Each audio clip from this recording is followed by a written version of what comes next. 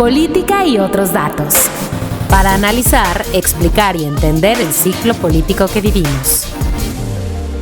Política y otros datos. América Latina no camina en línea recta. En las últimas décadas se mueve a golpes de péndulo. De la euforia de la marea rosa con los gobiernos de izquierda al ultra radical de las nuevas ultraderechas de mano dura que han tomado protagonismo en la región. Evidentemente nosotros queremos que haya más gobiernos cercanos al pueblo, pero que siempre se decida de manera democrática. Con cada elección, el mapa político pareciera rediseñarse, no por una búsqueda ideológica, pues pareciera más un síntoma de una región fatigada y con ciudadanos desencantados que salen a las urnas a castigar a los políticos que no cumplen con las expectativas de un cambio que se vea reflejado en su bienestar. Durante los últimos 4 años, Colombia perdió el rumbo, se debilitó la energía, se dispararon las tarifas, se erosionó la confianza y se continuó incumpliendo la promesa del cambio. El triunfo de Abelardo del Espriella en Colombia y de Keiko Fujimori en Perú inclina la balanza para sumar 12 países que junto a Estados Unidos encabezan en el continente gobiernos de derecha con todas sus variantes hacia el extremo, dejando fuera del bloque a Brasil y México. Pero, ¿qué determina que los ciudadanos vayan de un proyecto ideológico a otro en las elecciones? ¿Qué tanto influye Estados Unidos?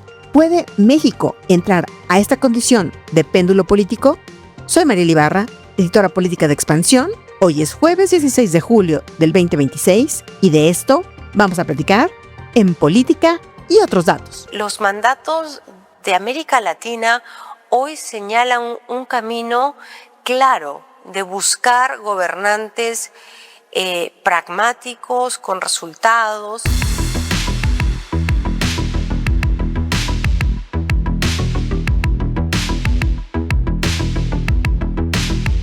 Bienvenidas y bienvenidos a Política y otros datos. Esta semana de charla con un periodista y escritor que ha viajado por toda América Latina en su carrera, quien ha observado, cubierto y estudiado varios cambios de poder en la región. En 2021 publicó un libro llamado Amado Líder, donde estudia el fenómeno de populismo y por eso es que en este episodio hemos querido hablar con él para que nos ayude a entender lo que estamos viendo ya desde hace algunos años en la región, pero que hace unas semanas llamó nuestra atención nuevamente por el caso Colombia, donde Abelardo del Espriella, candidato de extrema derecha, ganó la presidencia con 49.66% de los votos, superando al oficialista Iván Cepeda con 48.69%. Diego, bienvenido. Qué placer de verdad que estés por acá. ¿Qué tal? Muchas gracias. Un gusto estar acá, la verdad. Pues mira, Latinoamérica, una región que tú conoces porque la has caminado, la has sufrido, la has amado, la amamos. Una región que ha sido como muy pendular, ¿no? Los resultados de las elecciones en los últimos años nos muestran en al menos 8 de los procesos que hemos visto desde el 2022, ha habido cambios en la política que van de un lado hacia otro. Y yo quiero empezar por ahí, Diego, para que nos des una breve explicación y que nos ayudes a entender qué nos dice esto en nuestra región. Que no es nuevo, lo hemos visto ya desde hace varios años, pero tal vez tú veas diferencia de lo que está sucediendo en estos precisos momentos, en estos últimos años, con la historia de nuestra propia región. Pasa que tendemos a fijarnos en nuestra propia casa y después mirar al jardín del vecino y ver que en ocasiones es mejor. Pero si tú miras estos cambios que marcas acerca de factores de polarización, son factores que son crecientes en casi todas las sociedades. O sea, Estados Unidos, sin necesidad de polarizar, pasa del Partido Demócrata al Partido Republicano, de vuelta al Demócrata y otra vez al Republicano. Y en países donde tienes bipartidismo, esa dinámica es similar. En nuestras regiones, en ocasiones tienes procesos bipartidistas, en ocasiones un poco más amplios, pero sí lo que hay es una polarización marcada por, si se quiere, los cambios en el eje político y económico del momento. El ejemplo más, si podemos usar como punto de partida, claro, es el paso de la marea rosa de principios de siglo ahora hacia gobiernos de la derecha y la ultraderecha. Pero esa marea rosa fue la respuesta a los procesos neoliberales de los años 90. Entonces, la gente va cambiando en función de encontrar soluciones a aquello que cree que no ha sido solucionado por el gobierno precedente. Creo que estos procesos de polarización efectiva van a ser mayores, van a permanecer en el tiempo Y más allá de ellos, los cambios pendulares entre, si se quiere, centro-izquierda, centro-derecha, izquierda-derecha también van a existir. Ahora estamos en un proceso mucho más marcado de nacionalismos y no nacionalismos autoritarios de derecha. Yo soy liberal libertario. Básicamente la mejor forma de entenderlo es compararlo contra la derecha y la izquierda, ¿no? Digamos, para que la gente comprenda más fácilmente. ¿Quién sería alguien de derecha? Alguien que es un liberal en lo económico, o sea, no le importa con quién vos comercializás, pero no acepta que vos te metas en la cama con cualquiera. La nueva izquierda, no la vieja izquierda, la nueva izquierda es liberal, sí, en lo cultural, porque te puedes meter con quién o quienes se te ocurra en la cama, pero es intervencionista en lo económico. O sea, no te deja comercializar con quien vos quieras. En el concepto del liberal libertario, estamos hablando del respeto irrestricto del proyecto de vida del prójimo, y como tal, vos, mientras que no le jodas la vida a nadie, puedes hacer lo que quiera, comercializar con quien quieras, meterte en la cama con quien o quienes quieras, mientras que no jodas al otro, no pasa nada. ¿Cómo podríamos entender esto en el sentido de que el votante, a lo mejor, no sé si estamos pasando por un tema en donde ya no estamos votando por proyectos ideológicos y pareciera ser que más bien optamos por un castigo sistemático al oficialismo en turno porque no nos atiende nuestras necesidades como ciudadanos? Hay una enorme carga subjetiva en la elección del voto, en la determinación del voto. Hay una enorme carga subjetiva por parte de múltiples candidatos que intentan fortalecer la identificación identitaria con los públicos.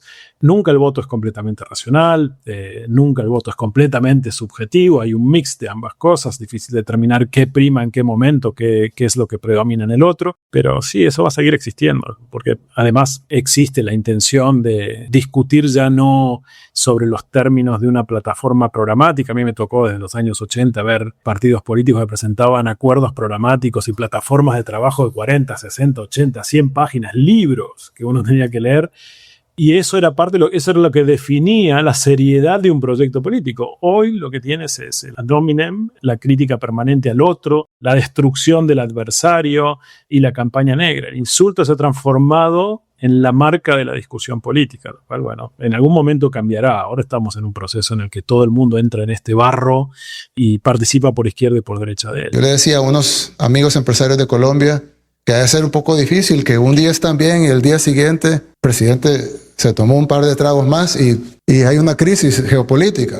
Pero gracias a Dios yo no tomo y pues no pasa eso. Si bien hablábamos hace un momento pues de que está cambiando en América Latina, ya estamos hablando de esta marea rosa y ahora estamos, déjame usar la palabra porque se ha usado sí o esta definición en algunos momentos, esta trumpificación de la derecha en América Latina, Milei en Argentina, Bukele en El Salvador, bueno, más la reciente llegada de Abelardo del Espriella a Colombia, pero ¿qué diferencia ves en esta nueva derecha más radicalizada con ese discurso, digamos, libertario, ¿no? Que así se autodefinen, libertario, de mano muy dura, de vieja escuela, oligárquica. ¿Por qué está conectando tan rápido con la gente y por qué crees que esta nueva ola en América Latina está yéndose hacia allá? Bueno, es parte del movimiento pendular. La gente ya ha probado en algunos momentos con proyectos socialdemócratas, con proyectos de centro-derecha. Ahora que mencionas el caso Argentina, me resulta a mí importante plantear el hecho de que Milei, por ejemplo, es el factor extremo dentro de la nueva derecha argentina. En el medio has tenido el proceso de Mauricio Macri, que si se quería una renovación de la derecha, del centro-derecha argentino necesaria, porque modernizaba los modos en que operaba políticamente. Y ahora sí o sí vamos a esos procesos porque, bueno, tienes otra vez, la carga identitaria es mayor y la gente está identificándose con las necesidades de acabar con el sistema, consciente o inconscientemente. Es más un ejercicio de resistencia afectiva y de enojo que de una determinación estrictamente racional por parte de las personas de decir, bueno, voy a cargarme la democracia porque ya la democracia no me sirve. En realidad la gente patea la democracia porque no encuentra mecanismos internos de resolución dentro de ella, pero al final del día son reacciones momentáneas. Yo creo que va a seguir el proceso de polarización. Yo creo que los procesos de autocratización se van a profundizar porque los elementos están allí. Esta derecha es antisistema, como en algún otro momento la izquierda fue antisistema. La diferencia de esta nueva derecha es que ahora incorpora nuevos actores que antes no existían. Antes, por lo general, la derecha se ubicaba dentro de los procesos conservadores, dentro del capitalismo tradicional, etcétera, etcétera. Lo más extremo que podías llegar a encontrar eran los amantes de Milton Friedman, por y el neoliberalismo del consenso de Washington. Hoy incorporan un nuevo factor que es algunos casos de libertarismo, que no son muchos. Milei es el único caso significativo, los otros son un mix que toman de aquí por allá, lo que mencionabas hace un rato, de que no hay un acuerdo ideológico o una manifestación ideológica clara, no las hay. Si tú te pones a mirar lo que es este internacional brutalista que circula, son muy distintos entre sí. Giorgia Meloni no es igual a Donald Trump y lo dejó claro hace muy poco tiempo, aun cuando comparten criterios comunes. Y lo mismo pasa con Milei, o sea, Trump juega con el proyecto de America First y al mismo tiempo se lleva muy bien con Nayib Bukele, pero Bukele es internacionalista, igual que Milei. Y Milei comulga con Trump, pero hay un montón de cosas en las que no están de acuerdo. Y tienen en algunas ocasiones adversarios comunes, pero lo que prima, en todo caso, es la necesidad de destruir los mecanismos de control democrático, la democracia liberal, representativa, etcétera, etcétera, porque son en sí proyectos que reconocen, primero, una fuerte marca personalista y en el extremo, una vocación autocrática. Y justamente con esto que nos dices al final, quisiera conocer tu opinión, porque decías algunas cosas sí los pueden conectar, otras pueden ser totalmente distintos, pero una cosa en la que sí vemos, y tú no lo dices ahorita, es que los controles democráticos, los balances de un lado o de otro, vemos cómo se tiene el objetivo justamente siempre de destruirlos. Y aquí te pregunto si entonces el amado líder, el líder populista, lo encontramos en ambos lados, tanto a nivel de extrema derecha como de extrema izquierda. Sí, pues sí, porque en sí misma el amado líder, la construcción populista, no es una construcción ideológica. Al menos no ideológica en el sentido que puede ser solo de izquierda o solo de derecha. Es sobre todo un mecanismo de gestión de la cosa pública. Y ese mecanismo de gestión implica, por un lado, tratar de mantener la mayor cantidad de control posible sobre el aparato del Estado, el copamiento de la justicia, el copamiento del Congreso, la redefinición de los marcos legales para que tenga un marco legal adecuado a medida de las necesidades del proyecto populista y o del proyecto autocrático. Uno de los puntos críticos que parece que fuera un problema de nosotros los periodistas, pero en realidad es un problema de la sociedad civil. Uno de los puntos críticos, es tratar de desintermediar la presencia de la prensa como organismo o como espacio independiente de respuesta de la sociedad civil a los dilemas y a los problemas políticos. Y el otro es el proceso de degradación de la ciencia, de la academia y demás, porque son espacios críticos, o donde, al menos, el pensamiento crítico tiende a encontrar dinámicas que le permitan discutir al poder de tú a tú. Todo este proceso lo vas a encontrar tanto por izquierda como por derecha. ¿Por qué? Porque necesitan sí o sí generar un control lo más absoluto posible sobre las formas de la gestión del aparato del Estado. En algunos casos, en los populismos se llega, es que son sí, aberraciones democráticas, se llega hasta cierto punto en el que construyen hegemonía, pero no suelen avanzar más allá. Estos respetan las elecciones se realizan. Cuando ya atraviesan esa barrera, ya entran en el proceso autocrático. Llámale, si quieres, Trump cada vez más cerca, llámale Orbán, llámale Erdogan, llámale Chávez, llámale Maduro, llámale Ortega, etcétera, etcétera. Te he escuchado decir, Diego, en algunas ocasiones que los populistas son muy buenos en la oposición. Son excelentes opositores, pero cuando llegan es muy difícil tener buenos gobiernos con estos líderes. Sí, porque desde fuera le marcan al sistema los errores que el sistema ha tenido. Década tras década tú tienes distintos procesos de sucesión política, por izquierda, por derecha, centro, etcétera, y tienes el proceso de acomodamiento. Y eso está pasando ahora, por ejemplo, en Costa Rica y en Chile, no en Uruguay todavía.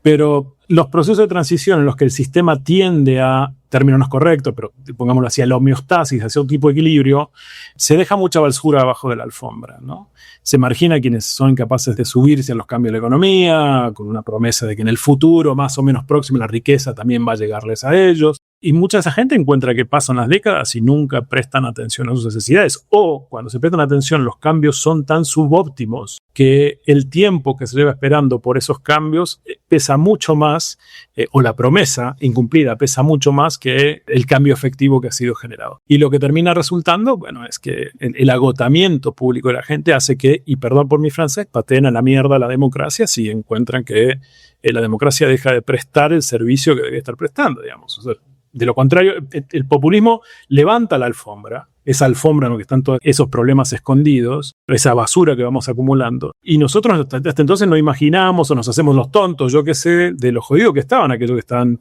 allá abajo. Y no están dispuestas esa gente ya, una vez que le han levantado la alfombra y que un tipo o una mujer se les presentó y le dijo yo soy la voz de ustedes, no están dispuestos a quedarse al margen, aceptando simplemente el destino que otros le escribieron, sino que van a patear la silla en cuando encuentren a alguien que los anime a hacerlo, como eso sucede, y nosotros nos damos cuenta que no era basura oculta bajo la alfombra, que eran gente como nosotros, y que cuando el amado líder levantó la alfombra, bueno, lo que encontró él fue pólvora, y nosotros vimos un incendio. Comienzo contestándole a Gerardo Fernández Noroña, quien hace alusiones tan indirectas como cobardes sobre el tránsito de un partido a otro. El señor del PRD, del PT y de cuando ya no le convino el PT, donde por cierto lo abucharon por su incongruencia, se fue a Morena porque le convenía más en la burocracia. Decíamos en nuestro anterior episodio, generalmente las caídas de los líderes vienen también con un tema económico. Cuando este sello, digamos mágico, por decirlo así entre comillas, que tienen algunos gobiernos, se empieza a acabar y entonces ya no existe este sello mágico para poder llevar a cabo pues todo esto, comienzan el desgaste pues del propio ejercicio de poder y vienen de pronto los cambios o estos cambios o este cansancio de la gente que pues justamente no ve que le resuelven las cosas o las promesas que les dieron, ¿no?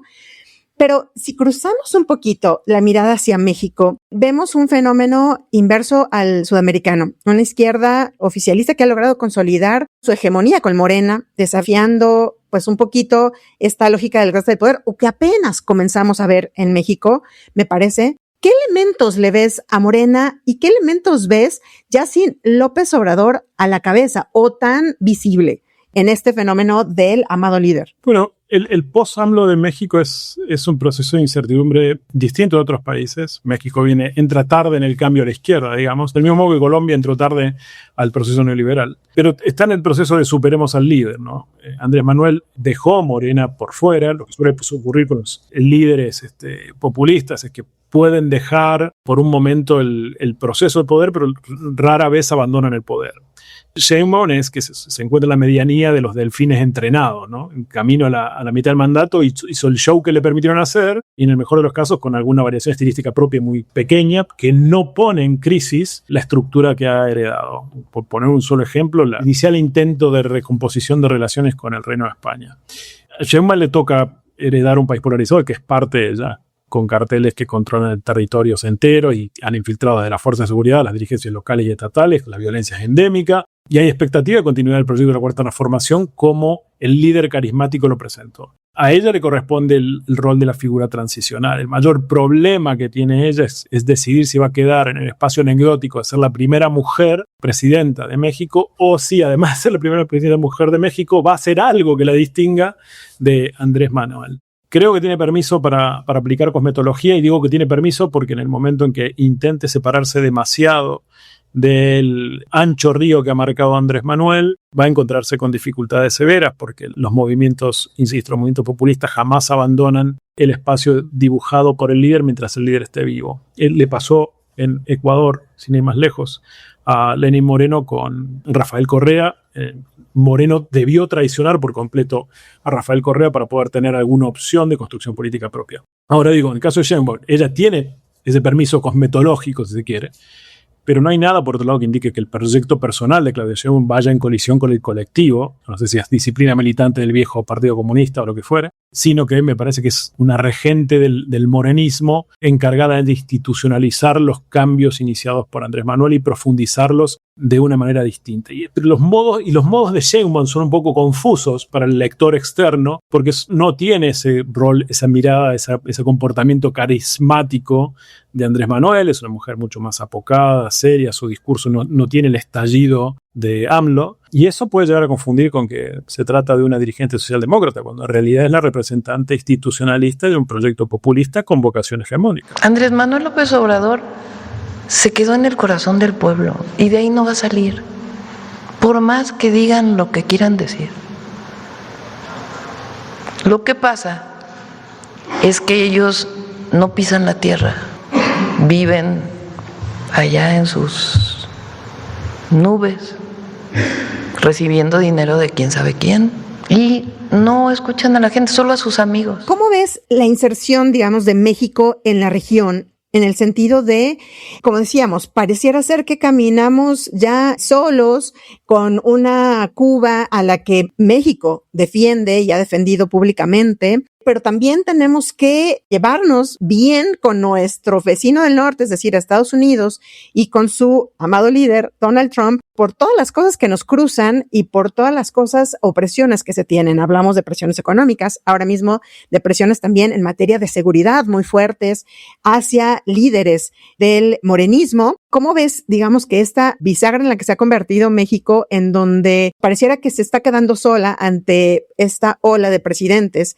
más en línea con Donald Trump, pero vital, digamos, para nuestra relación con Estados Unidos, a pesar que en ideología sean tan distintos? Hace tiempo que México dejó de ser una referencia para América Latina en términos de vocería, si se quiere, o por compartir el proyecto político de la región. Tengamos en cuenta también que el proyecto político de la región ha variado mucho. La aspiradora del Tratado de Libre Comercio ha convertido a México, digamos, en sí mismo en un espacio de discusión dentro de Norteamérica y ya no dentro de América Latina. La sincronización económica con Estados Unidos le ha demandado poner los ojos allí desde Salinas de Gortari para acá. Inclusive ha cambiado la relación que tiene México, recién lo mencionabas, con Cuba. Ese espacio que México tenía antes como referencia, si quiere, parte de la conversación política de la región, lo ha ido ocupando, porque no existe el vacío, lo ha ido ocupando Brasil, sobre todo en Sudamérica, que tiene una política de diplomacia, si se quiere, de posicionamiento global mucho más dinámica y activa que la de México.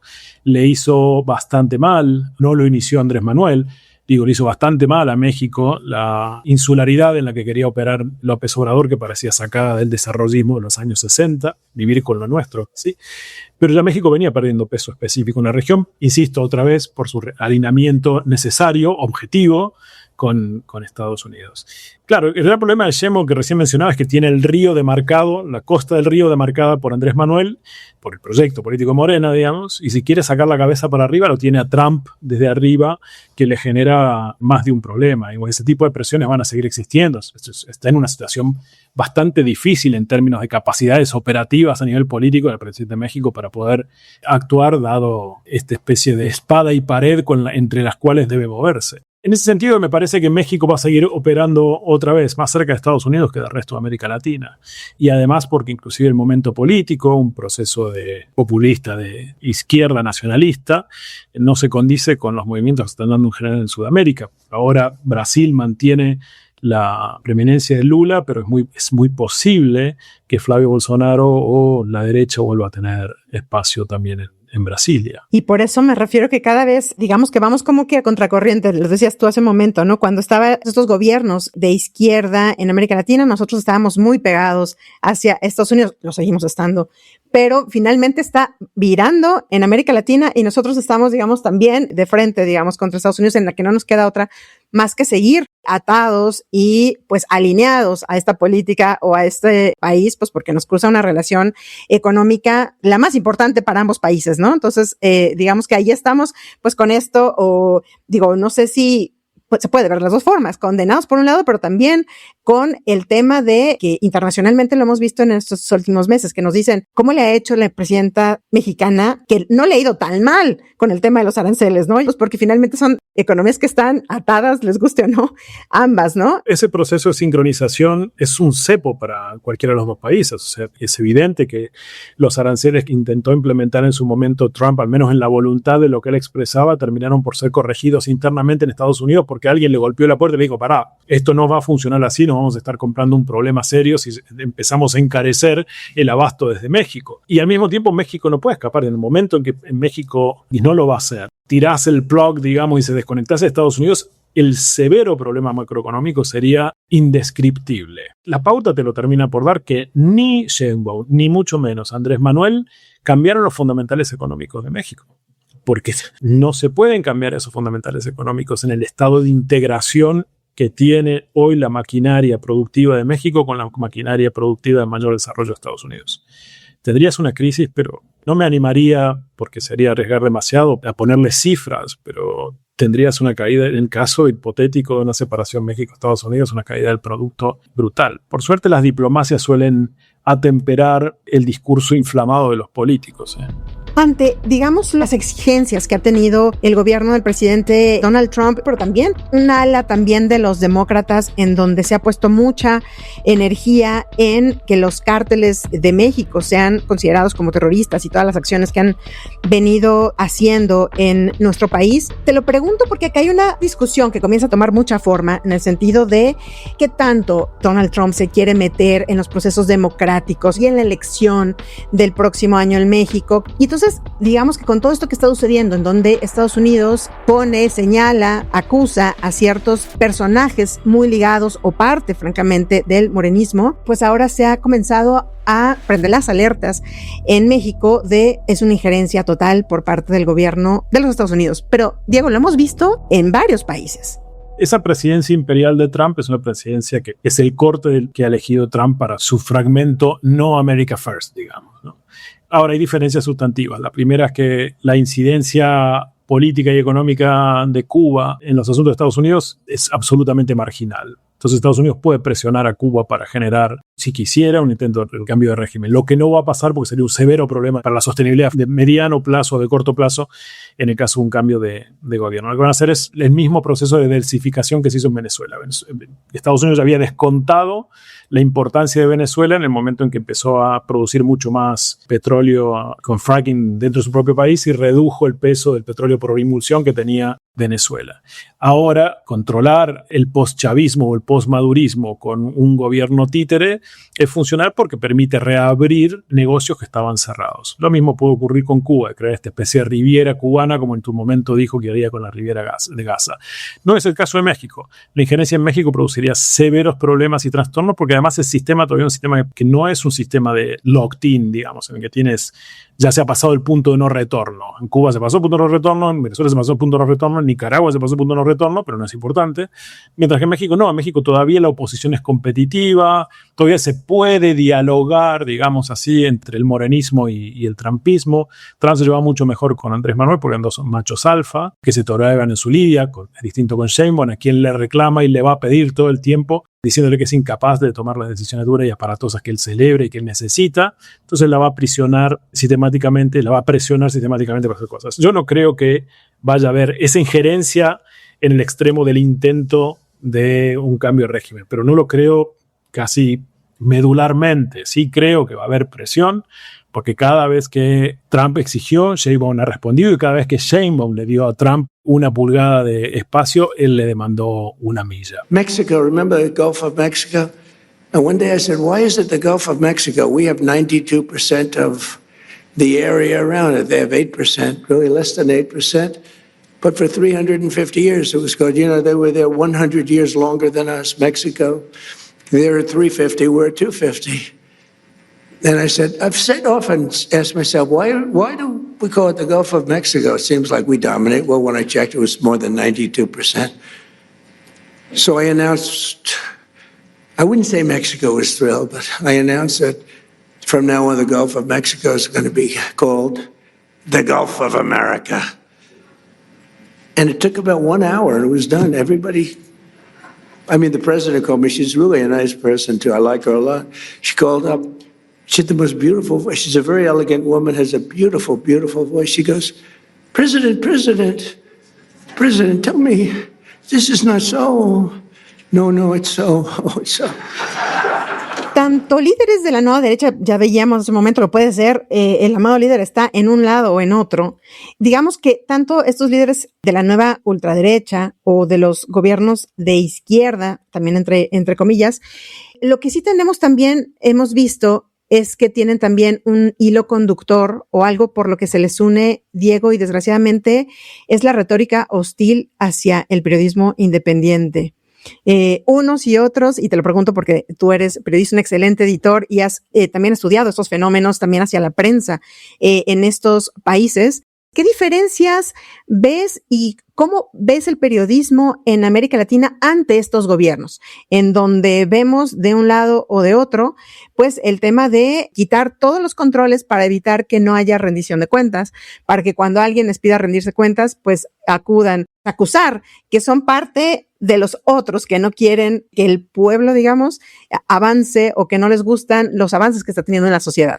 Bueno, lo primero que es esto que te mencionaba hace un rato, necesidad de control, implica erosionar instituciones clave para la gestión de la democracia representativa o la democracia liberal. La prensa, como bien decía, es parte de ello, porque no es un actor corporativo, es un actor que no puede ser definido por todos los periodistas actúan de tal o cual modo, porque los periodistas operan individualmente, no como una corporación. Insisto, este es un punto importante. Y la prensa opera en un punto intermedio que era en su momento la curaduría de lo publicable. Una buena proporción de lo que hacíamos nosotros como periodistas era gestionar esta especie de cuasi monopolio de la construcción de lo publicable. Internet y las redes sociales y los sistemas de mensajería rompieron eso, desintermediaron a la prensa. Y ahora nos toca a nosotros operar y aprender a operar en un espacio que es un espacio otra vez de una curaduría distinta, porque mientras tanto la conversación pública es una conversación desordenada, antes era más canalizada, se publicaba en los medios o iba por los partidos políticos o las asambleas políticas y demás. Ahora es 24/7 todo el tiempo y con Pepito el del fondo insultando a medio mundo sin importarle que haya una discusión real alrededor de argumentos, sino básicamente una permanente degradación del otro. Yo creo que los espacios de la prensa son distintos en todos lados. La prensa independiente opera muy bien, por ejemplo, en El Salvador, o intenta operar muy bien en El Salvador. Hay prensa independiente que intenta operar bien en México. Hay medios que sí o sí han dejado de ser medios estrictamente vinculados a la prensa y hacen negocios o priorizan el negocio al trabajo periodístico. Esto sucede en muchísimos países de la región.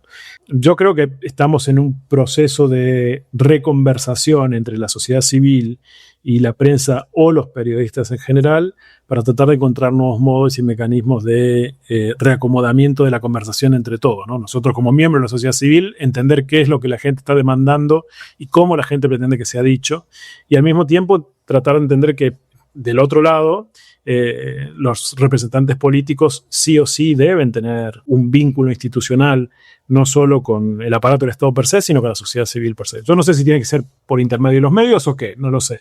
Pero sí creo que las democracias sanas tienen prensa independiente y que las democracias sanas tienen una dirigencia política que está dispuesta, uno, a dialogar con la prensa y dos, a aceptar que a ellos, por el rol funcional que tienen, por el poder asimétrico que sostienen, les corresponde aguantarse palos, críticas, denuncias y hasta infundios, insisto, por el espacio de poder que ocupan. Difícil ver que lo puedan aceptar de esa forma, Diego, pero hay que hacerlo, hay que estarlo recordando. Por último, preguntarte, pues estamos a menos de medio año de que sucedan elecciones también intermedias en Estados Unidos, y cuando pensamos a Donald Trump con esta efervescencia, de pronto con la guerra, con esto, con su injerencia en América Latina, también pensamos en el tema electoral hacia él y hacia su partido. ¿Cómo estás viendo estos meses que quedan o antes de la elección? ¿Qué tenemos que esperar, digamos, la región y en específico algunos países como Cuba, como México, en donde se pueda arreciar estas acusaciones, confrontaciones, intervenciones en la región? Bueno, Trump necesita una victoria. La buscó en su momento con el ataque a Irán. Yo no sé si le darán los tiempos para intentar algo en Cuba, lo desconozco. Al menos por las conversaciones que he tenido no parece que esté presente, o al menos nadie está viendo que se vaya a suceder, y si lo están ocultando es algo que no se ve, obviamente. Siempre está pendiente esa famosa sorpresa de octubre, para bien y para mal, previa a las elecciones. No sabemos cuál puede ser, ¿sí? La economía necesita mejorar, especialmente por el costo que tiene ahora el incremento de inflación producido por el incremento de los costos del combustible y de las materias primas asociadas. Trump en sí está tratando de generar las condiciones para, si pierde, denunciar algún tipo de fraude local. Afortunadamente, por ahora, la justicia está frenándolo. Eso es sumamente importante, es la última línea de defensa. Lo miro con preocupación porque él ya desconoció una elección, y desconoció nada menos que la elección presidencial de 2020, y ya ha dicho en un determinado momento, y la gente dice o él dice en realidad que bromea, pero ya ha dicho en algún momento que él no cree que las elecciones de medio término sean necesarias.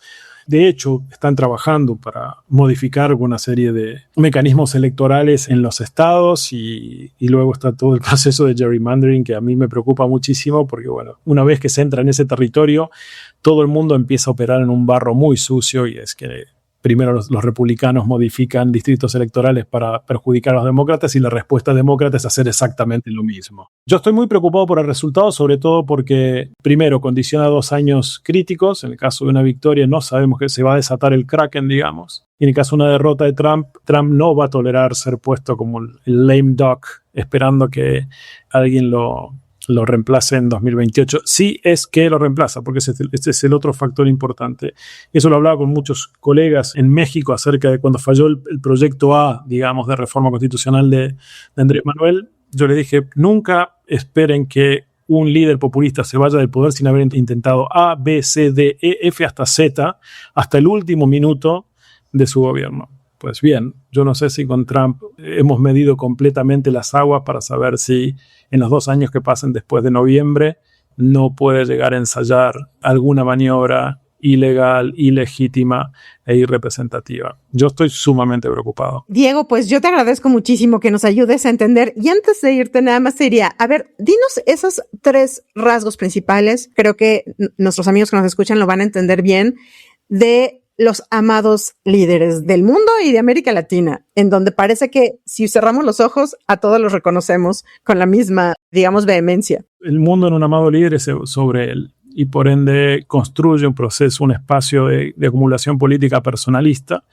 en el que desconoce las formas institucionales y las normas que regulan la democracia liberal, la democracia representativa, intenta copar las estructuras de poder, el Estado en su conjunto, reemplazando funcionarios de carrera con leales, la justicia, el Congreso, la destrucción de la academia, la destrucción de la prensa, porque de ese modo se puede controlar a la sociedad civil.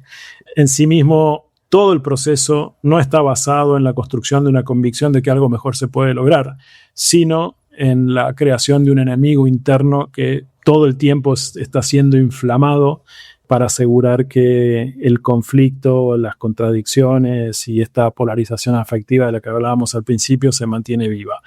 Si algo hace Amado Líder es prometer, y promete todo el tiempo. Promete cuando está fuera del gobierno y promete mientras está en el gobierno. Y si las cosas fallan mientras está en el gobierno, es la culpa de alguien que vino antes. Si las cosas fallan mientras está en el gobierno, es la culpa de un complot que está ocurriendo en este momento. Si las cosas fallan mientras él está en el poder, es porque alguien tiene mucho más poder y está en la oscuridad operando desde hace muchísimo tiempo para destruir, al pueblo bueno y a su jefe. ¿Y cuál es el antídoto para estos líderes, Diego? Soy argentino, llevo 80 años viviendo dentro y fuera del peronismo. No hay antídoto. ¿Por qué? Porque las ideas no se matan. Lo que sucede es que tú tienes que aprender a gestionar el proceso político reduciendo a su mínima expresión a estos líderes de pensamiento mágico. Y el modo, curiosamente, de hacer que esto suceda es logrando que la dirigencia política tradicional o la nueva dirigencia política cumpla las promesas que hace. Pues muchísimas gracias a Diego Fonseca, de verdad, por hablarnos de estos retos que enfrenta la región con esta pendulación, pero también para entender cómo piensan, cómo actúan, cuáles son los rasgos de estos líderes que ya vimos pueden estar de un lado o del otro. Amigas y amigos, ¿ustedes qué piensan de estos cambios en la región? ¿Ven a México cercano a estos movimientos libertarios que hay? ¿Lo ven muy lejos? Déjenos sus comentarios en la plataforma en la que nos escuchan y si les gustó este episodio, compártanlo para que podamos llegar a más oídos. Diego, de verdad, muchísimas gracias. Ha sido un verdadero gusto. Ojalá repitamos.